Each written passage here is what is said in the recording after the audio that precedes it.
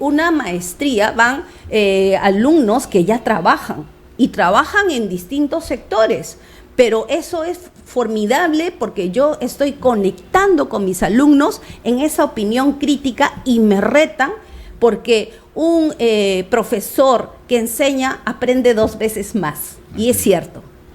¿Y qué le dicen los alumnos? Bueno, terminan siempre, digamos, contentos con la calidad del servicio y varios de ellos... O sea, sus críticas, su cuestionamiento con la realidad nacional y, digamos, yo digo, no, hay veces en el Perú existen buenas universidades, buenos institutos, pero el ideal es la teoría de otros países. Todo es la teoría de otros países. Si sales a la calle a ver cómo es, cuánto es, por dónde es.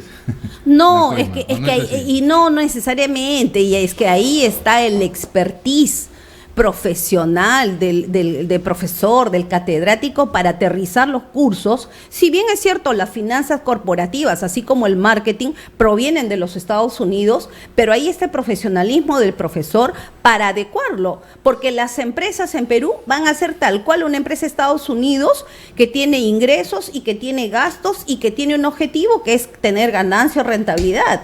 Entonces ahí se lo adecuas, digamos, a la realidad nacional, pero siempre dejándole claro que la teoría va acompañada de la práctica y de la experiencia en el Perú.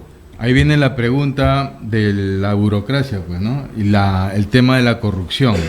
A eso me refería cuando decía que la realidad es triste del Perú.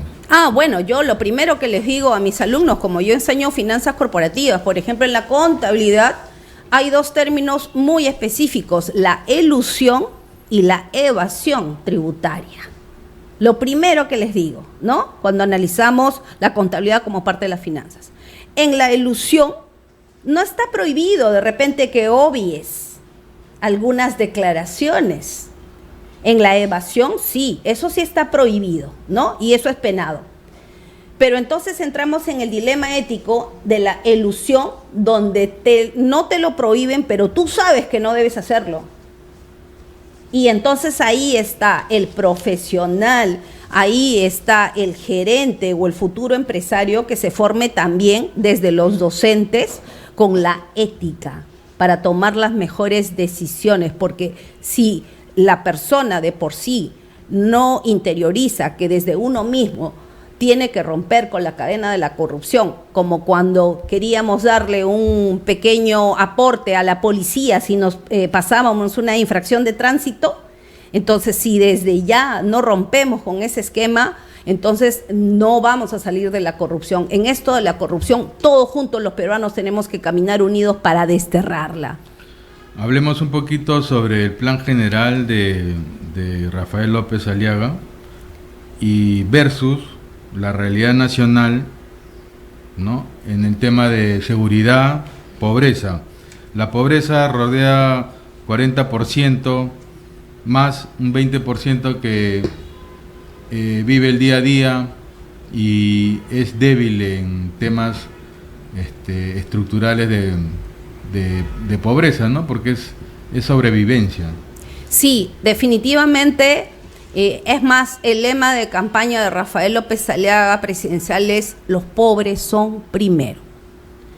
Entonces, no podemos hablar de Perú potencia mundial ni de un país desarrollado si tenemos altos niveles de pobreza. Más allá de hablar de la pobreza humana de la que ya me he referido, voy a hablar de la pobreza material. No podemos hablar de desarrollo si es que todavía hay un buen porcentaje de peruanos que carece de agua potable, claro, y de agua, y que tienen que acarrear con sus baldecitos desde muy alto y bajar, ida y vuelta para tener un poco de agua, ¿no? O donde de repente hay negocios corruptos de los cisternas, que son incluso agua emposada y mala vida, donde no quieren que se les instalen ni siquiera estos cañitos de auxilio a los que viven en las alturas de los conos de Lima y otros lugares, porque es un negocio corrupto la venta de agua. Entonces, por ejemplo, agua es uno de los recursos más necesarios para la vida de la persona. Podemos prescindir hasta de la electricidad, podemos prescindir del teléfono, del internet, pero para vivir necesitamos agua. Entonces no se concibe un Perú potencia mundial si todos los peruanos no tienen agua potable. Eso es por un lado. Y por otro lado, si todos los peruanos carecen de una buena alimentación, y una buena alimentación tiene que ser aquella, por ejemplo, que trabaje en las distintas edades de la persona, incluso desde el niño por nacer, que no venga con anemia y luego que no crezcan con desnutrición, y que los adultos mayores también tengan la alimentación adecuada. Un adulto mayor cada vez come menos, pero hay que darle alimentación de calidad. Entonces, ¿cómo vamos a hablar de una potencia mundial si es que no trabajamos en los ejes más básicos del desarrollo y la supervivencia de la persona humana, ¿no? Bien, doctor, excelente, pero acá viene la autocrítica de los gobiernos, pues, ¿no? ¿Usted está de acuerdo con las expresiones de Milei, donde dice que el Estado es un ladrón, teniendo en cuenta, por ejemplo, en el Perú, la calidad institucional que nos reina, el sistema de partidos políticos que es una desgracia, ¿no? Y tenemos 20 ministerios y Estados Unidos solo tiene 15. ¿Qué opina de esa cosa? En efecto, lamentablemente los partidos tradicionales han llevado a los peruanos y a los jóvenes que ya no crean en la clase política, ¿no? Entonces, por eso hoy más que nunca tenemos que estar informados, y un gobierno de Rafael López Aliaga va a reducir a 6 ministerios. Y si por eso tenemos muchos ataques en redes sociales, ¿no?, de aquellas personas que de repente se sienten asustadas, que creen que se van a quedar sin trabajo o que van a acabar sus negociados dentro de los ministerios y sus licitaciones. Ahora sí podemos hablar de Perú potencia mundial. Yo le podría decir, sentemos las bases. No, claro, si actualmente... es un derecho del pueblo que reclama, pues. No, claro, pero lo que le quiero decir es, ¿de quién depende Perú potencia mundial? En primer lugar, los peruanos sepamos escoger. Leamos los planes de gobierno. ¿Ya leyeron los planes completos de gobierno de los candidatos? ¿No? ¿Ya revisaron las hojas de vidas de los candidatos al Senado? Ya estamos hartos de robacables, de come oro, bueno, falleció la señora, sí, pero igual, o sea, ya estamos cansados. ¿Y de quién depende? ¿Quién los elige? ¿O quién no los elige? Porque mejor no voy a votar o voto en nulo viciado, ¿no? Entonces, estoy de acuerdo con la expresión de Milei en el sentido de que ha habido y hay una clase política enquistada, los caviares y otras castas del mal que están en el gobierno para hacer sus negociados, aprovechándose incluso del hambre y de la necesidad humana y la pobreza en Perú. Eso no queremos con Rafael López Aliaga, Renovación Popular, y con Patricia Mejía como diputada en el Congreso este año 2026. Desde Bamisa Radio TV regresamos en unos cortes comerciales.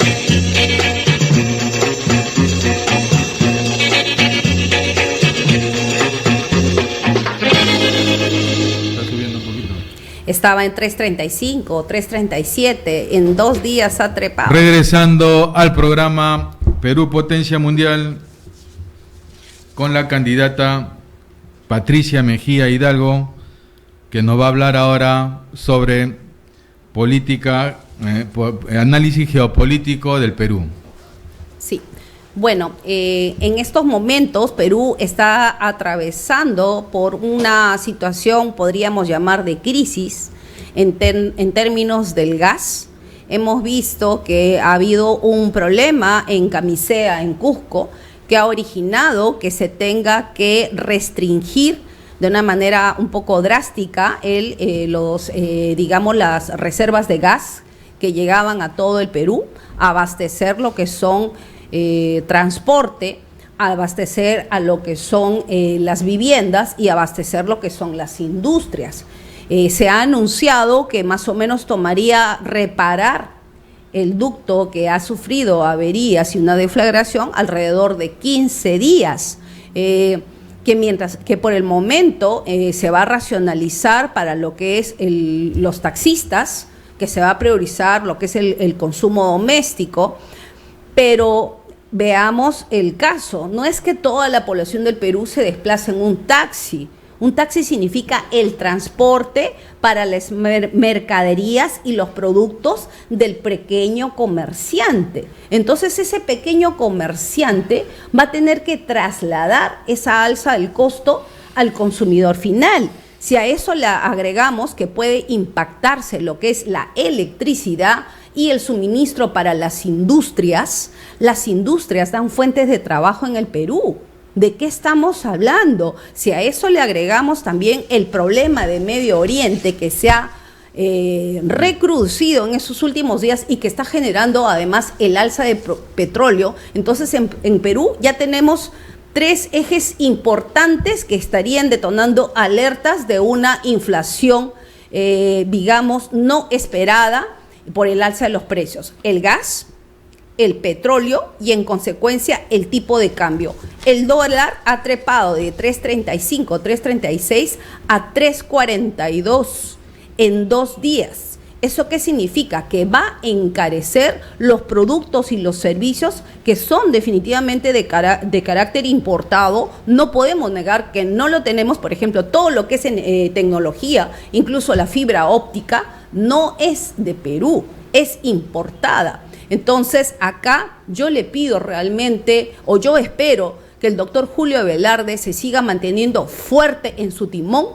que no se deje imponer de un gobierno como el que tenemos actualmente, que es un gobierno de Perú libre, que hemos visto que es capaz de cualquier cosa con tal de lograr a sus objetivos, y que, por ejemplo, tenemos a un Vladimir Cerrón que se presenta en todas las plataformas de comunicaciones y la policía hasta estos momentos no lo puede atrapar. Sí, es fácil. ¿No? Entonces, en ese sentido, definitivamente no voy a apelar al gobierno central, ¿no? Porque definitivamente ya sabemos qué clase de gobierno es ese. Y una vez más aprovecho para decir acá y aclarar a los peruanos: Renovación Popular, una bancada con 11 congresistas de más de 100 que votaron para la destitución de Gerí, la elección del nuevo representante Perú Libre, ¿iba a tener el poder para hacerlo? ¿Solo 11 votos? ¿O acaso no fueron estos contubernios que ya han salido a la luz de algunos partidos que se llaman Pacto Democrático y que se han unido a la izquierda por sus negocios para tomar nuevamente los beneficios, malos beneficios de estar en ministerios estratégicos como el Ministerio de Salud y el negociado de la salud en el Perú? Entonces yo espero que Julio Velarde se siga manteniendo como hasta ahora, que no se deje imponer de repente el uso de las reservas internacionales, que son nuestros fondos para casos de crisis, emergencia. Y ojo con eso, hay un representante que ha sido rector de la UNI, que dentro de su plan de gobierno está tomar las reservas internacionales netas del Perú. Ojo con eso. ¿Por qué? Las reservas nos salvan de crisis, de desastres. ¿Alguien sabe cuándo es el próximo terremoto en Perú? Entonces vamos a tener un presidente que en su plan de gobierno dice: hacer uso de las reservas internacionales para populismo, como lo que se está haciendo con las AFPs, que cuando ya se quiere ganar votos y liberan los fondos, no es que yo esté defendiendo las AFPs, pero las AFPs, la ONP cumple un fin específico, las pensiones de tu jubilación. Entonces te estás comiendo la gallina. ¿Y de qué vas a vivir cuando seas adulto mayor? Entonces acá no se trata de populismo, abrir los fondos, sino de reestructurar los sistemas. Y eso lo tendríamos con un gobierno de Rafael López Aliaga. En el tema de la ética es lo que mencionamos, ¿no? Todo camino que lleve a la justicia, bienestar, mejora. Entonces, habló de Vladimir Cerrón, la policía no lo puede capturar, pero Renovación Popular propondría una ley de caza-recompensa, tipo Estados Unidos. No solamente de caza-recompensa. Aunque parezca extremo, Rafael ya lo anunció, va a ser un convenio con el gobierno de Estados Unidos para que entren a Perú, lo capturen y se lo lleven a él y al Tren de Aragua y todas esas lacras que tenemos en Perú, como han hecho con Maduro en Venezuela. Y definitivamente Rafael, al sacar a los peajes corruptos, a esos grupos como OAS y Odebrecht, ha demostrado que a él no le tiembla la mano. Y no le tiembla la mano porque no va a estar para gobernar por su dinero. Es el primer alcalde del Perú que ha renunciado a su sueldo. Y lo va a hacer también como presidente, porque él no está entrando por el dinero, sino por servir, así como los que los deseamos acompañar en el Congreso. Doctora, ¿usted tendría una radiografía del modelo productivo peruano? Tiene una radiografía más o menos, o sea, a lo que me refiero, ¿no? ¿Qué sistemas productivos podría usted impulsar, como por ejemplo el turismo, que es una bendición que tenemos, no lo explotamos, estamos en 4 millones, 2 millones creo, debería duplicarse el tema, ¿no? de visitas al Perú? No solamente es el turismo, sino también, y en ese sentido, disculpen que hable tanto, pero realmente Rafael ha demostrado que es un excelente gestor en el negocio turístico del Perú, con trenes y hoteles de más de 5 estrellas de alta calidad. Entonces, definitivamente el turismo tiene que destacar en cada región del Perú, pero también lo que es la economía y la educación productiva. En cada región del Perú se le debería enseñar a los escolares en qué es rica esa región para que sobre eso potencien sus negocios. Por ejemplo, cacao. Por ejemplo, de repente también lo que es arándano, por ejemplo, la kiwicha, por ejemplo, bueno, no sé, acá en el Perú, de repente hasta en Vegeta, los bolsitos de artesanías, ¿no? Pero ya Perú tiene que pasar de un pensamiento de mentalidad de producción primaria a producción y exportación con valor agregado. Tendremos que saltar al modelo industrial.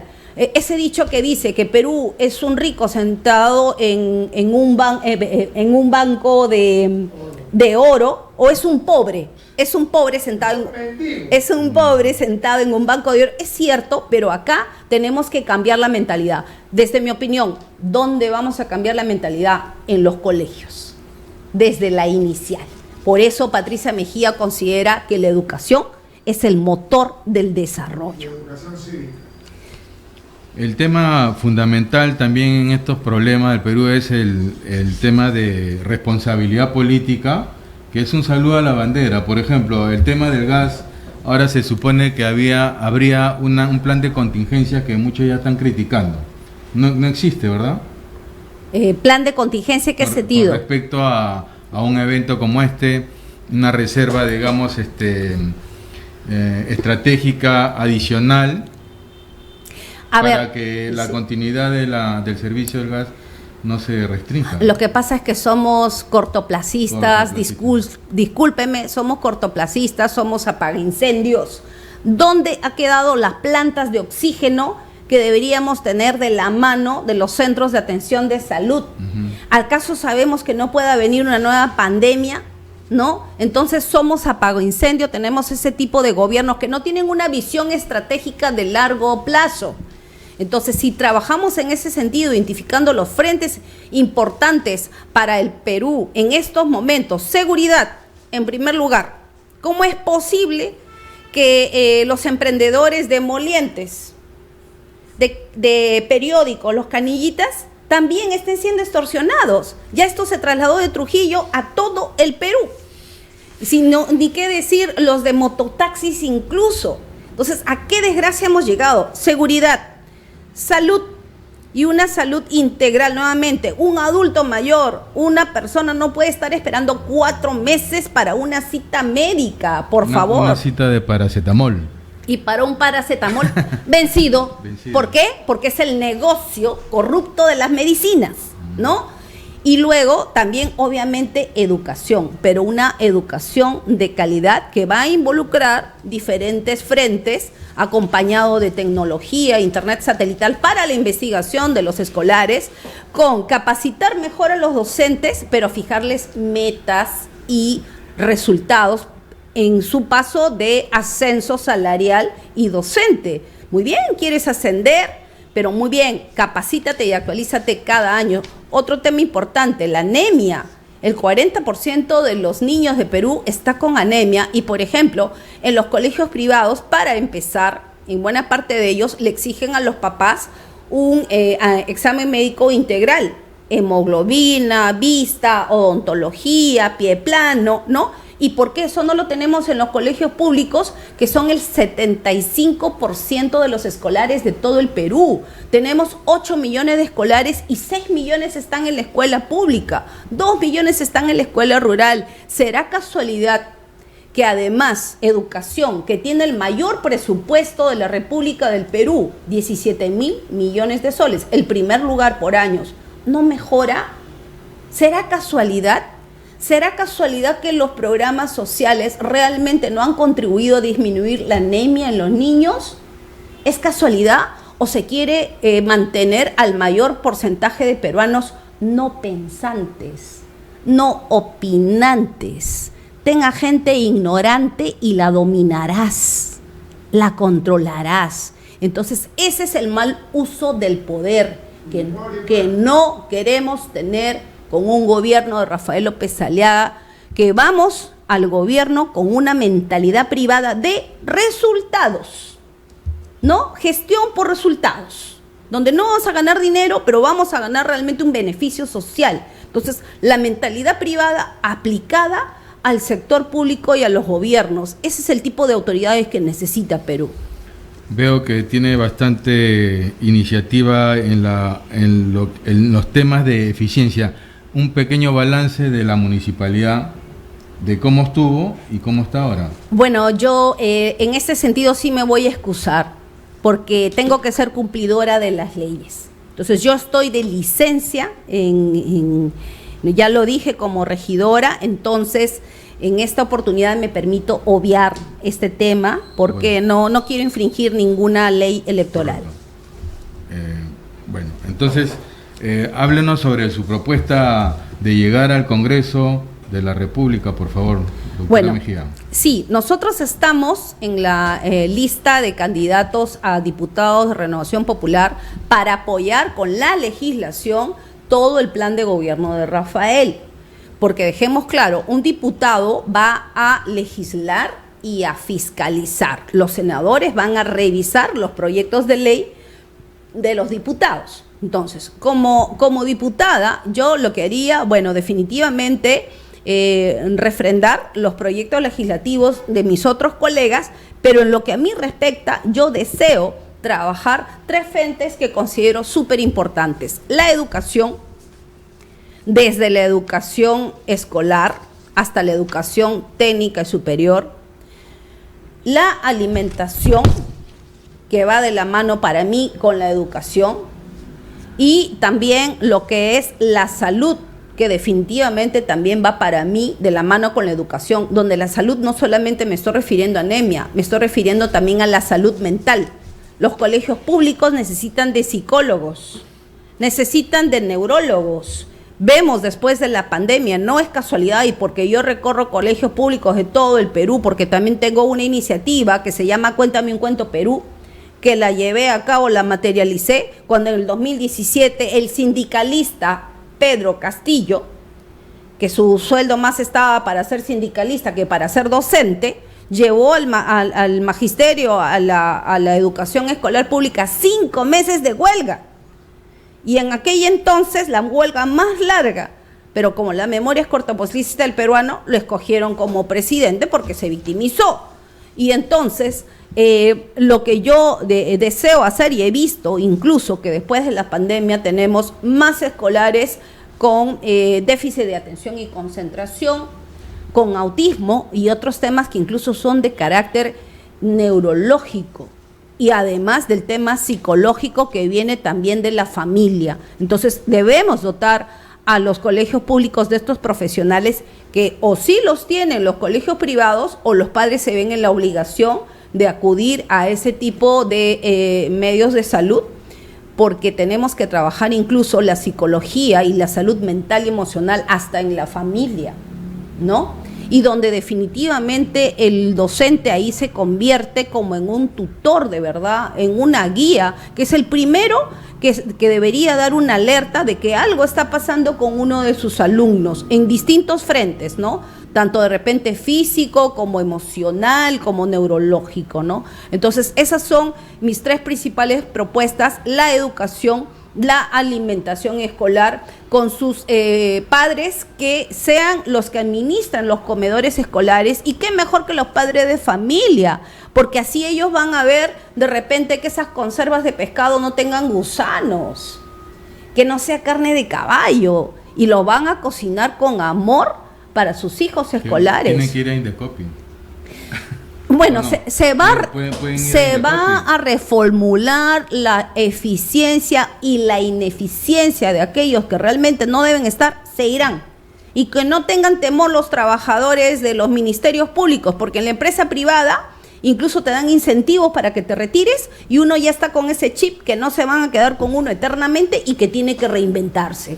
¿Qué opina de la participación de los padres también en la autogestión y mantenimiento de los colegios? Porque contribuirían mucho a, digamos, a coordinar con las autoridades la limpieza, el pintado, ¿no?, de los colegios, porque llega marzo o abril al iniciar el colegio y están las puertas rotas, sin pintar, y falta presupuesto, y la asociación de padres tampoco apoyó.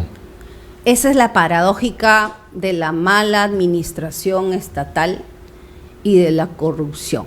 Vuelvo a repetir, educación es el primer sector en presupuesto público del Perú, 17.000 millones de soles de 257.000 millones.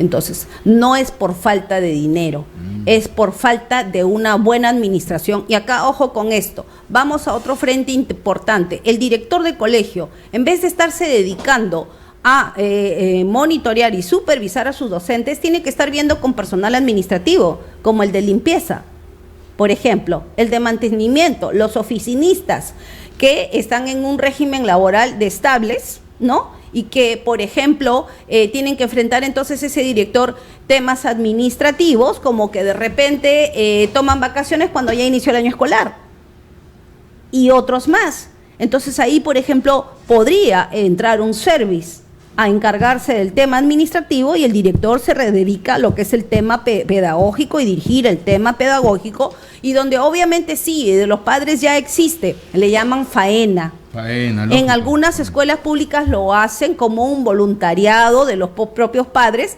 como es tu hogar. Los padres son los primeros en darle el ejemplo a los hijos del orden, de la limpieza, del mantenimiento, del jardincito. Claro, claro. Y es que la primera educación viene de la cédula básica de la sociedad, que es la familia, que es el hogar, ¿no? ¿Qué opinas sobre la postura de sistemas, digamos, propositivos, socialistas hoy en día? ¿Cabe o no cabe? Bueno, lamentablemente, en mi opinión, y ya lo está demostrando el mundo con algunos cambios de regímenes, digamos, presidenciales y gubernamentales, el socialista ha venido a demostrar, y en el Perú, que supuestamente se preocupa por el más pobre, pero en realidad se dedica a vivir en el negocio de la corrupción y el enriquecimiento a costa del más pobre. Entonces yo definitivamente no creo en los regímenes socialistas.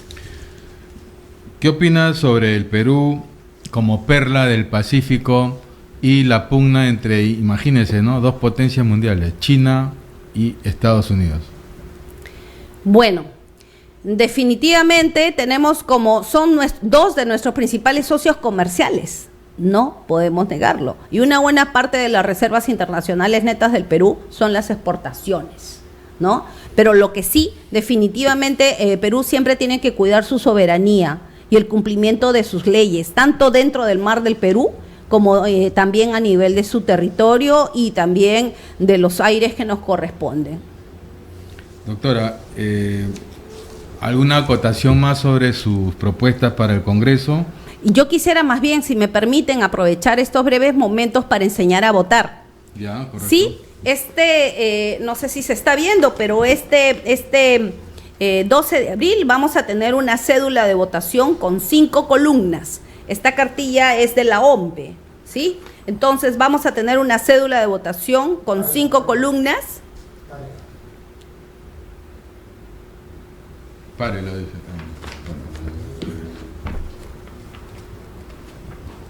O yo lo agarro y No, está bien. Como docente, ya, a ver. ¿Sí? ¿Ahora sí? Ya.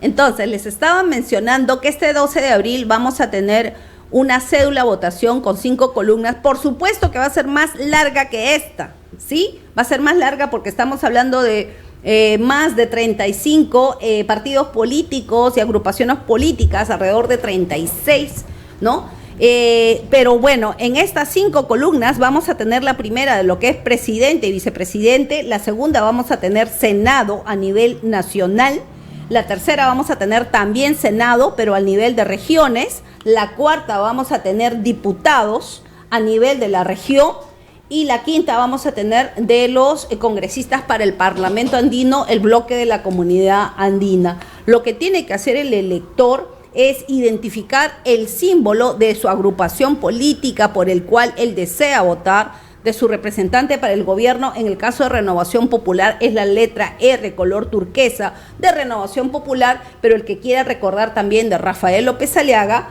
identificar la R y marcarla correctamente en donde está el símbolo, ya sea con una aspa o una cruz.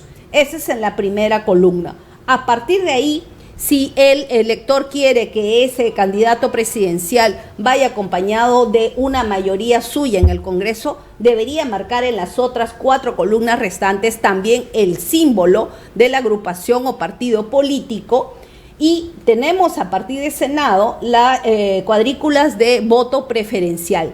Luego de investigar cómo es su candidato, informarse bien, colocar correctamente el número. Por ejemplo, en mi caso, yo soy candidata a diputados por Lima Metropolitana con el número 15.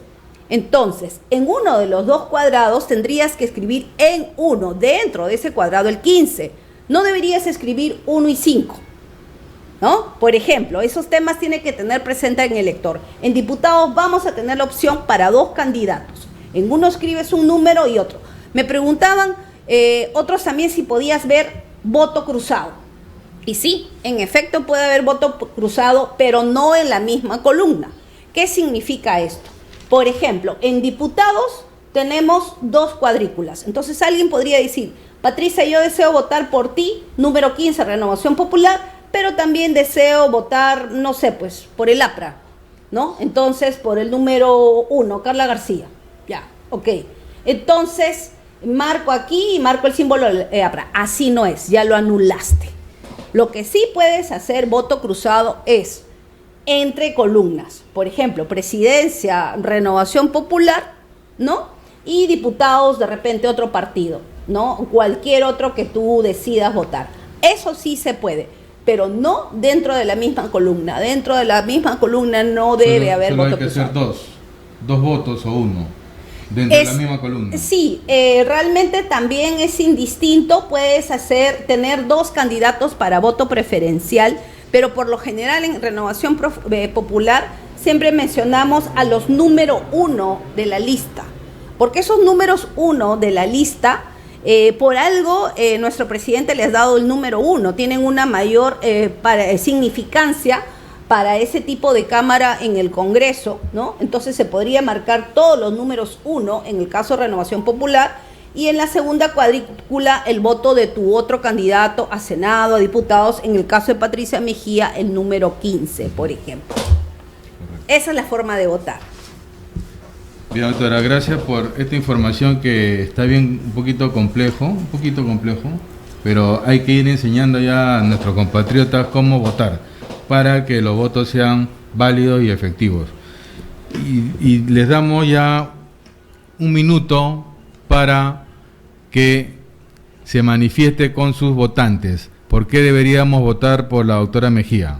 Sí, muchas gracias. Este 12 de abril, si realmente deseas un Perú con una nueva reestructuración y con nuevas reformas que sienten las bases para un mejor país, para una potencia mundial a futuro, marca la R de Renovación Popular de Rafael López Aliaga, y en diputados, en la cuarta columna de Lima Metropolitana, escribe el número 15 en una cuadrícula por Patricia Mejía Hidalgo, la diputada que piensa trabajar en el Congreso por leyes para mejorar la educación, la salud, la alimentación y otras necesarias, y que también va a realizar fiscalización, como que a ella no le tiembla la mano a la hora de fiscalizar.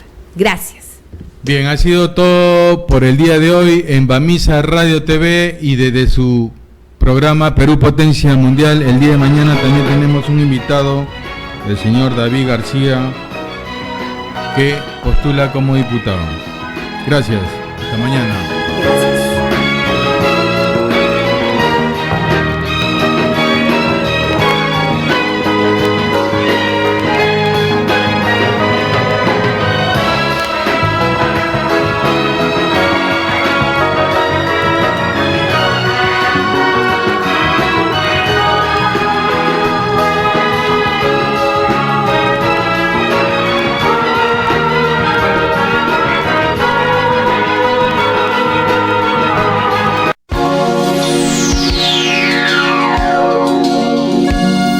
Para el Perú y el mundo, te brindamos la programación total 24/7 con Radio Rocola y Radio Bamisa TV.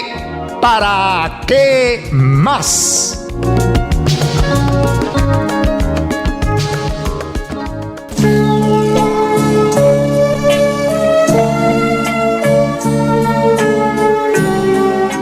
Padre nuestro. No digas Padre si cada día no te portas como hijo. No digas nuestro si vives aislado en tu egoísmo. No digas que estás en los cielos si solo piensas en cosas terrenales. No digas santificado sea tu nombre si no lo honras. No digas venga a nosotros tu reino si lo confundes con un éxito material. No digas hágase tu voluntad si no lo aceptas cuando es dolorosa. No digas el pan nuestro, danos